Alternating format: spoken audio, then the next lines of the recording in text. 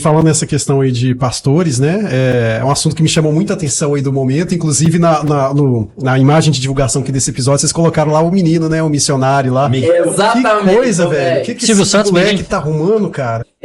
A gente tá falando desse moleque, a gente já colocou a foto no banner lá, o missionário Miguel, o profeta Miguel. Acho que é missionário que eles estão utilizando. Pastor Mirim. É porque não pode chamar, não é pastor porque Mas ele ele não tem a pastor, formação, né? Profeta Mirim. Profeta Mirim. É o Enfim. profeta, o cara não, tipo, mal saiu das fraldas, como que ele é profeta, né, gente? Cara, Missionário ainda. E é foda essa questão, porque agora eu vejo que hoje a galera tá tendo mais atenção sobre esse tipo de culto que há nas igrejas. É um culto neopentecostal, não sei se vocês conhecem esse termo. Pra gente chegar nesse ponto, é legal a gente contextualizar como que surgiu o boom das igrejas evangélicas, né? Até meados dos anos 90, quem dominava aqui no Brasil, pelo menos, era a igreja católica. Existiam mais cristãos católicos do que protestantes. E isso, depois dos anos 2000, eu percebo que houve uma mobilização e tal, a igreja católica acabou caindo em desprestígio, e com isso as igrejas evangélicas começaram a todo vapor, cada denominação surgindo aí de maneira diferente e tal. E com isso, cara, eu percebo que, pelo fato de ser descentralizada, né, existem várias questões aí, as igrejas foram acabando perdendo a interpretação bíblica da coisa. Ou seja, uma igreja interpreta de um determinado modo, a outra de outro, e isso acaba virando aquele telefone sem fio, né? E os fiéis, a gente sabe que o brasileiro médio, ele é analfabeto funcional. Isso aí, o cara pode ter formado na faculdade hoje que mal sabe ler, escrever, interpretar um texto, né? E a Bíblia, a gente sabe que é um livro muito sensível, muito complexo, repleto de informações sutis, que se você não tiver uma sensibilidade mínima, você não consegue ter uma interpretação adequada. E com essa questão das igrejas evangélicas a todo vapor, a gente percebe que houve a necessidade do sensacionalismo, que a gente está falando no início do episódio, né? Que as pessoas querendo de alguma forma prender a atenção, e para prender a atenção precisa de quê? De ter um chamativo inicial. E os pastores souberam usar isso de uma maneira bem eficaz, entre aspas, não eficaz no sentido de propagar a mensagem bíblica como ela é, mas no sentido de abarganhar fiéis, né?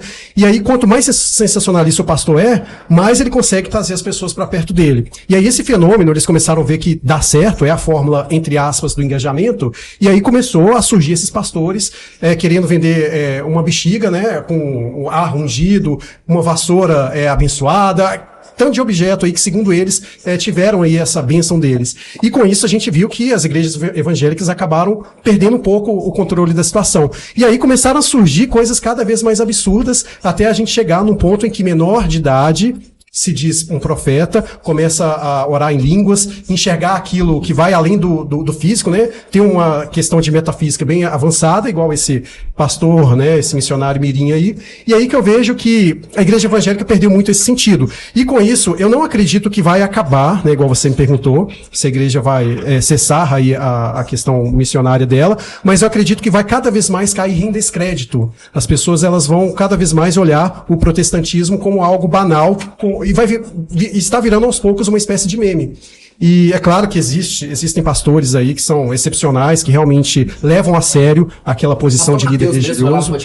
Exatamente, ele é um dos exemplos claros aí a respeito disso. Existem muitos, né, que são excelentes naquilo que fazem, porém, devido ao leque ter estendido, ao sensacionalismo ter entrado para dentro das igrejas, eu acredito que está muito em descrédito. Tanto que, na minha visão pessoal, eu acredito que haverá uma tendência de futuro de cada vez mais as pessoas se desvincularem de religião. Elas deixarem de frequentar aquela coisa toda e passarem a ter uma percepção mais autônoma da fé, né? Igual, por exemplo, eu conheço várias pessoas que acreditam em Deus, embora não frequentem templos, por assim dizer. Eu, por exemplo, né, a minha criação, eu tive uma criação católica, cheguei a fazer todos os ritos iniciais, primeira Eucaristia, participar lá de me confessar, né, para poder receber a questão da Eucaristia, aquela coisa toda, só que eu me desvinculei, né, isso ainda quando criança, né, virando adolescente.